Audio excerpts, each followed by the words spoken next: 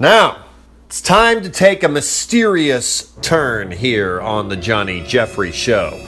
Because there's been a debate raging within the Bork family for a long time. A debate about Sherlock Holmes. Who is the better Sherlock Holmes? Is it Basil Rathbone? Is it Jeremy Brett? Is it Benedict Cumberbatch? Why, I think we need to bring out someone to speak on the matter right now. Ladies and gentlemen, welcome to the Johnny Jeffrey Show. Sherlock Holmes and Dr. Watson, as played by Basil Rathbone and Nigel Bruce.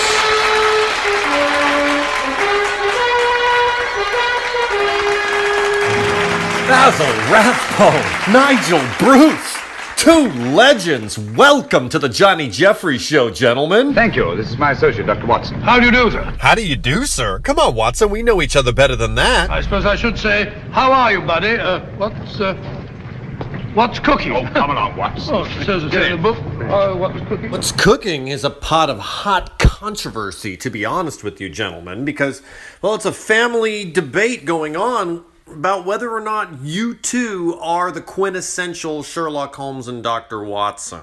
Rubbish, you're pulling my leg. No, I'm not pulling your leg. There's actually some people that think you are not the best Sherlock Holmes and Dr. Watson. Really? I'm just repeating what some other people say. I mean, I don't know. Do you think there's any truth that you guys could be the inferior pair?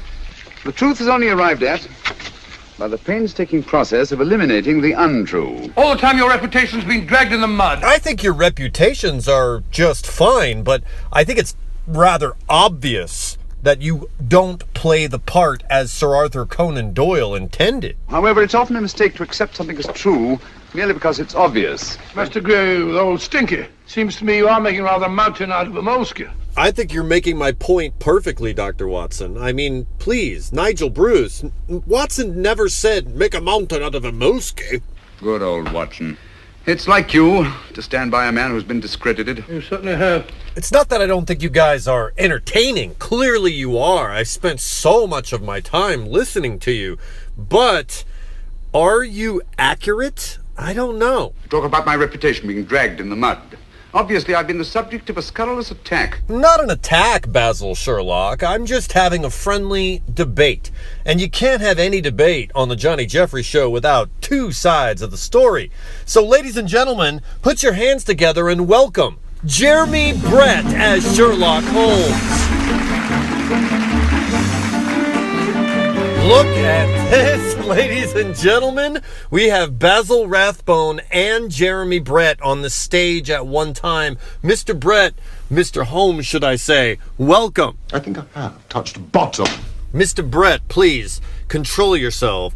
I just brought you in here today because I need you to tell Mr. Rathbone the truth about his interpretation of Sherlock Holmes. You have erred, perhaps, in attempting to put colour and life into each of your statements, instead of confining yourself to placing upon record that severe reasoning from cause to effect, which is really the only notable feature about the thing.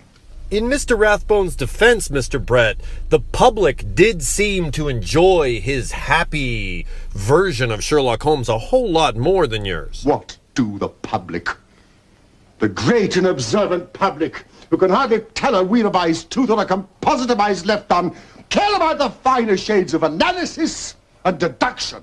Oh, rubbish. You have degraded what should have been a course of lectures into a series of tales. You make an excellent point, Mr. Brett. Mr. Rathbone, rebuttal? Well, you come in here, jumping off the handle at me, berating me like a mother who boxes her child's ears. To the man who loves art for its own sake, it is frequently in its least important and lowliest manifestations that the keenest pleasure is to be derived. I think you've made your point, Mr. Brett. There's no need to go too far here.